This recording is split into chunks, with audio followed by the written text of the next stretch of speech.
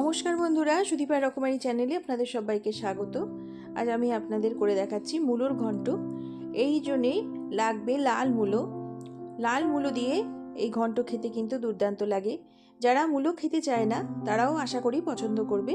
বাজারে এখন মূলো আছে, পৌষ মাস এখনও শেষ হয়নি, সেই জন্যে এখনই আপনারা এই রেসিপিটি করে খেয়ে দেখুন, দুর্দান্ত লাগে খেতে। এর জন্য আমি নিয়েছি লাল মূলো। দেখুন, দুটো লাল মূলো নিয়েছি। উপরের খোসাটা ছাড়িয়ে আমি গ্রেটার দিয়ে ঘষে নেব। গ্রেটার দিয়ে ঘষা আমার হয়ে গেছে। এবার একটু নুন দিয়ে আমি মেখে নেব আর 10 মিনিটের জন্য ঢেকে রেখে দেব।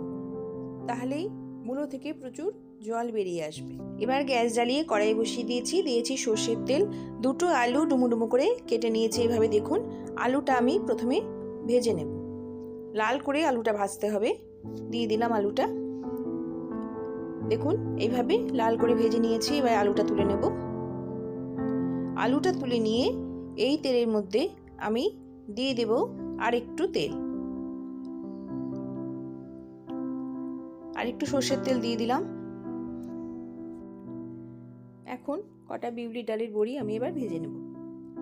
বড়িগুলো ভালো করে লাল করে ভাজতে হবে। বড়িগুলো ভাজা হয়ে গেছে। এবার ওই তেলে আমি আবার সর্ষের তেল দিয়ে দিচ্ছি। দিয়ে দেব এবার আমি এখানে ফোড়নের মধ্যে আমি দিচ্ছি একটা শুকনো লঙ্কা, দুটো তেজপাতা, আর দেব হাফ চামচ গোটা জিরে, হাফ চামচ মৌরি, হাফ চামচ মেথি, অল্প 2-3 টুকরো দারচিনি আর একটা এলাচ মুখ ছাড়িয়ে নিয়েছি। ফোড়নগুলো আমি সব দিয়ে দিলাম।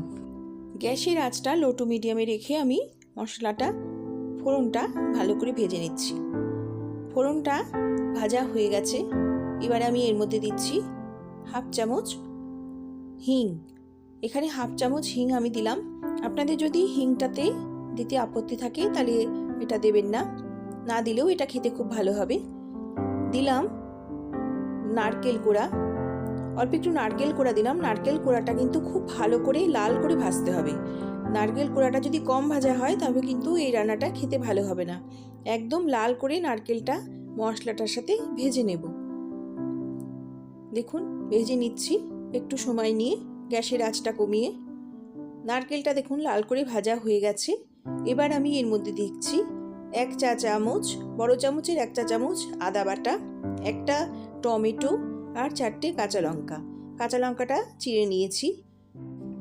দিয়ে দিচ্ছি হাফ চা চামচ জিরের গুঁড়ো। দিয়ে দেব পরিমাণ মতো হলুদ।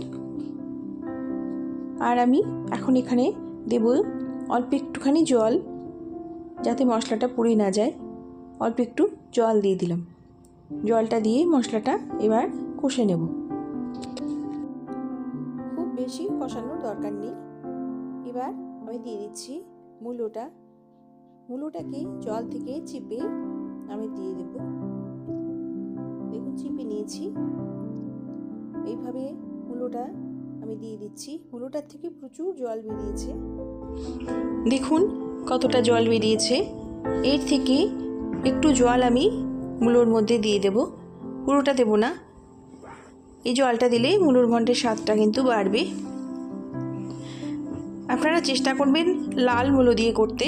লাল মূলোর টেস্টটা বেশি হয় সাদা মূলোর থেকে। লাল মূলো দিয়ে করলেই এই রান্নাটা খেতে ভালো হবে বেশি। এবারে দিয়ে দিলাম ভেজে রাখা আলু। আমি এরপরে দেব লবণ আর মটরশুঁটি, যেটা ভিডিওটা আমার স্কিপ হয়ে গেছে। আমি একটি ঢাকনা দিয়ে ঢেকে দিলাম 2 মিনিটের জন্যে। ঢাকনা খুলে চলে এলাম। দিয়ে দিচ্ছি ভেজে রাখা বড়িটা। সব কিছু ভালো করে মিশিয়ে এবার আমি একটু শুকনো করে নেব ঘন্টটা। দেখুন, অনেকটাই টেনে এসেছে ঘন্টটা।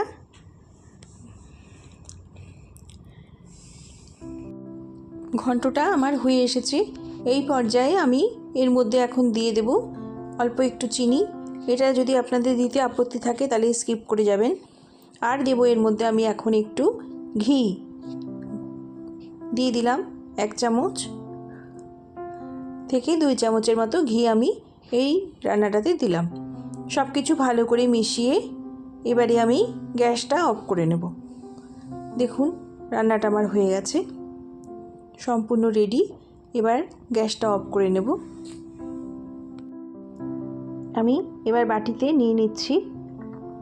এইভাবে মূলোর ঘন্ট করে আপনারা খাবেন, দেখবেন দুর্দান্ত হয় খেতে। এখনও পৌষ মাসের কিছুটা দিন বাকি আছে, আপনারা এনে তাড়াতাড়ি এবার খেয়ে দেখুন। এইভাবে মূলোর ঘন্ট বাড়িতে করলে বড় থেকে ছোট সবাই কিন্তু খুব ভালোভাবে খাবে, এটা আমি আশা করি। দেখুন দেখতে কি সুন্দর হয়েছে, খেতেও দুর্দান্ত হবে। আমার রেসিপিটির সঙ্গে এতক্ষণ ধরে যারা দেখছেন তাদের আমি জানাই আমার অনেক অনেক ভালোবাসা, শুভকামনা। সবাই ভালো থাকবেন, সুস্থ থাকবেন। সকল বন্ধুদের জন্যই রইল অনেক ভালোবাসা, শুভকামনা। নমস্কার।